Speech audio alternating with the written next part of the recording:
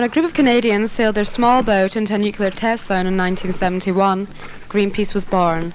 This group of protesters had found a way of forcing decision makers to take notice.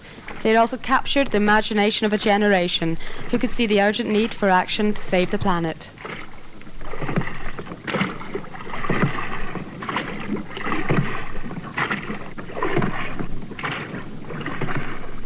The planet Earth is 4,600 million years old. If we condense this time span into an understandable concept, we compare the Earth to a person of 46 years of age. Humans have a vague understanding of the first 42 years, but we know at the age of 42 the Earth began to flower. Dinosaurs arrived in the last year. Modern humans have been around for only 4 hours. The Industrial Revolution began only 1 minute ago, and in those last 60 seconds humans have made a rubbish tip of paradise. We have caused the extinction of many hundreds of animal species, ransacked the planet for fuel, and are on the brink of the final mass extinction and effectively destroying this oasis of life in the solar system.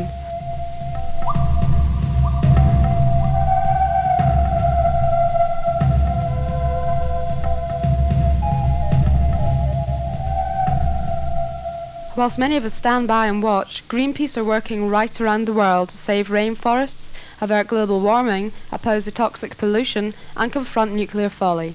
Joe Melzak, Greenpeace Area Coordinator, speaks to me about Greenpeace's current campaigns. They've been campaigning about the opening of the new reprocessing plant at Sellafield called Thorpe, which has been due to go online to reprocess spent nuclear fuel.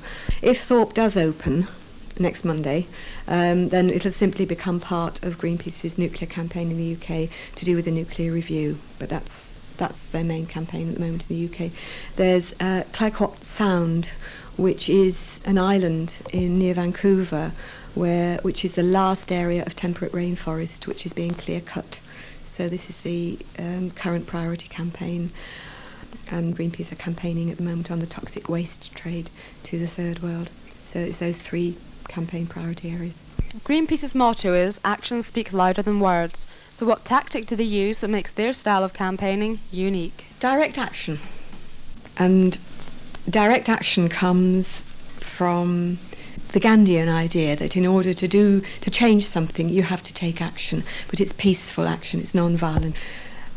Also, the other thing that makes Greenpeace unique is the actions actually get publicity, and this brings in the sort of the Quaker thread that you bear witness, that something is going wrong, so you let people know about it. So they expose to public scrutiny things that maybe big companies are trying to hide.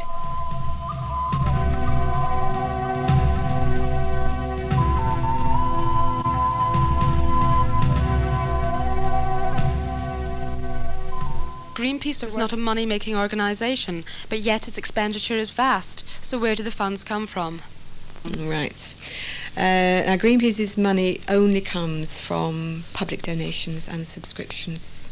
That's the only way they get any money at all, as they're completely independent of everything else. Local group events, they have a network of local support groups who do fundraising for them, and the local groups will be involved in things like street collections, house-to-house collections, and doing specific events like sponsored swims, sponsored walks, benefit nights, public house collections, anything that they can do to raise money.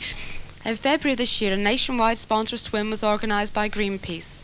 I went along to Earlham Pool in Greater Manchester and spoke to Chris Drew to find out what was happening.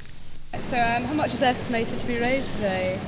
Last year it was about £400. Probably it will exceed that this year, so my guess is £500 upwards. Right, and have they any idea how the money is to be spent, or is it just generally to... It's to support the organisation, which has heavy expenses in organising court action against things like the the Thorpe system in Cumbria, and Greenpeace puts a lot of money into both legal fights and also direct action against environmental threats.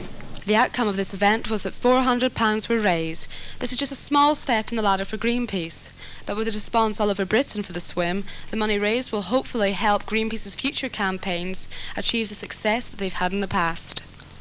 Well, I suppose we could go back to the the origins of Greenpeace, when they actually stopped atmospheric nuclear testing in the early 70s. The most recent ones that come to mind are in 1991.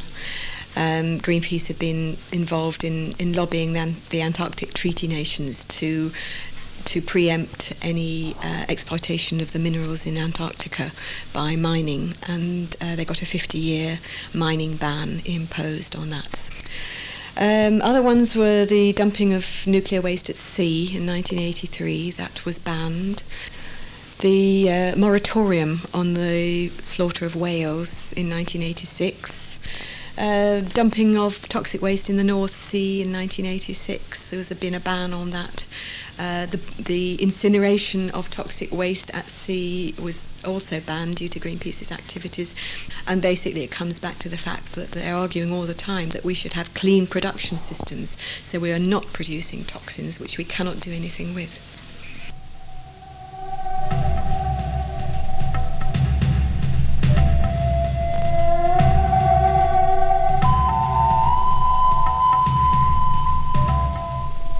So how much support does Greenpeace get from the nation as a whole?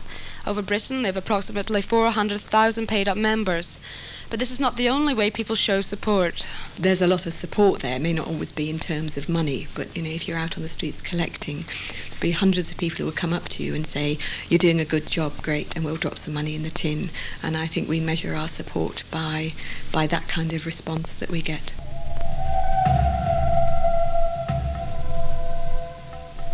I think they do a really good job. I think we need organisations like Greenpeace who will actually go out and do something. Yeah. There's so many bad things going on in the world. I'd like to see somebody do some good. Well, I've never actually joined, but I do agree with their policies.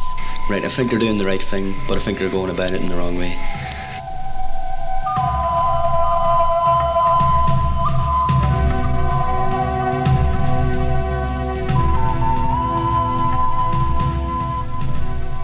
Well, I hope I've given you an insight into the organisation Greenpeace and hopefully inspired you to get out there and start doing something.